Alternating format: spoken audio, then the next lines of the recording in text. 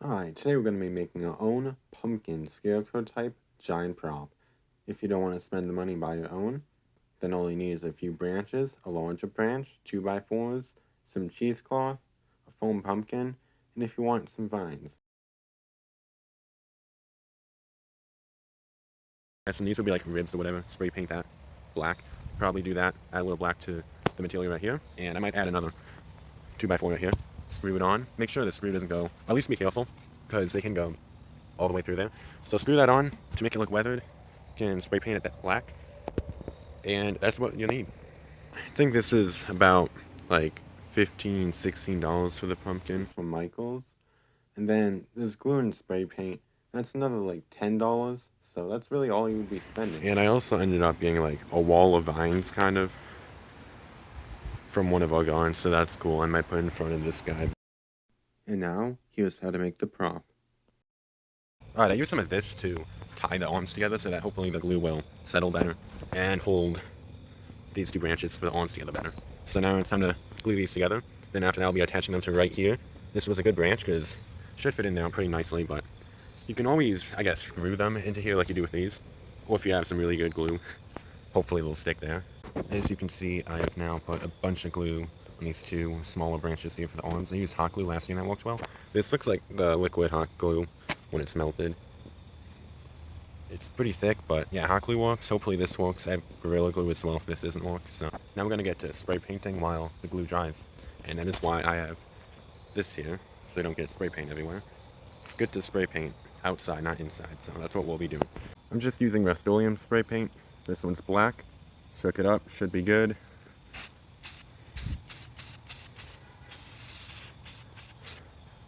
And just like that, it looks a bit older, a bit more weathered.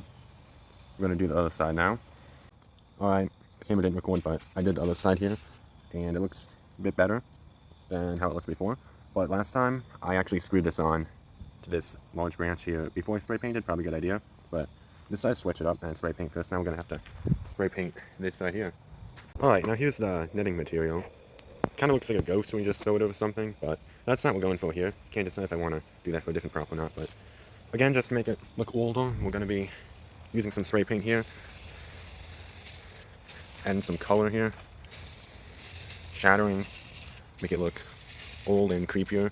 The stuff they sell, I think it's just called like creepy cloth, something like that. You can add that as well, but this is just what I had. I'm using what I have, so just adding some black spray paint all around here. I'll get back to you when it's done. As you can hear some birds in the background, this is what it ended up looking like. Not really quite sure how it looks here because it's folded up, but once it dries, I'll see how it looks, maybe add a bit more paint. But this will be one of the main things that goes over the arms and body here. So at this point, we're just waiting for stuff to dry. Alright, now we're going to be drilling this to the main body, main branch right here. These aren't completely secure, they move around a little bit, but I like to think that way then, they're just adjustable, so that's not much of a problem for me. So we'll be putting this one on, and then touching it up with a bit of paint where we drilled in. I spray painted some more, and in case you can't tell, it's getting a bit dark out, so in a bit I might be moving this into the garage, since we actually have room in there now. Gluing stuff together is one of the main things we have left to do. And this glue is taking a while to dry, so I actually might use a hot glue gun again. Yeah, it's not even close to being dry, and it's been a few hours. So I might use hot glue instead. Might as well, because we'll be in a garage. So I'll get back to you when I do that. Alright, we are now in the garage and ready to start with the hot glue. Basically what we're going to do is just fill most of the gaps with some hot glue so that everything is held together really well, because again, this is supposed to be staying outside all the time throughout the Halloween season for about a month. It was only outside for a couple days last year, so hopefully this will hold up for that time this year after I remake it. While we're gluing all this together, might as well glue the arms to the main branch, or the body here.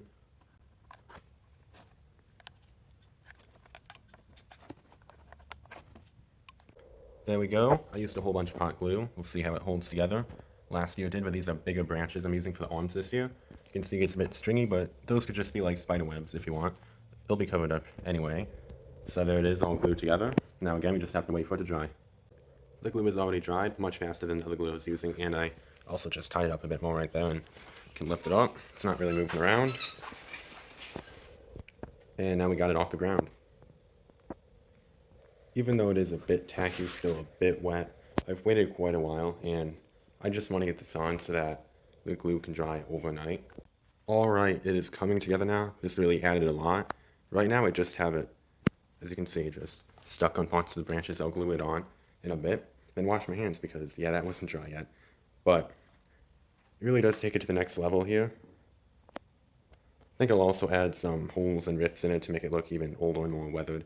But that's how it looks right now. Gonna add some glue.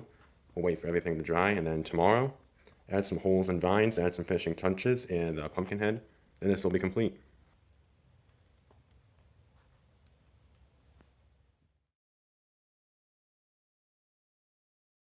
We're back out several days, maybe even several weeks later, because this guy actually broke, because he fell down in the wind, because he's just propped up against the garage.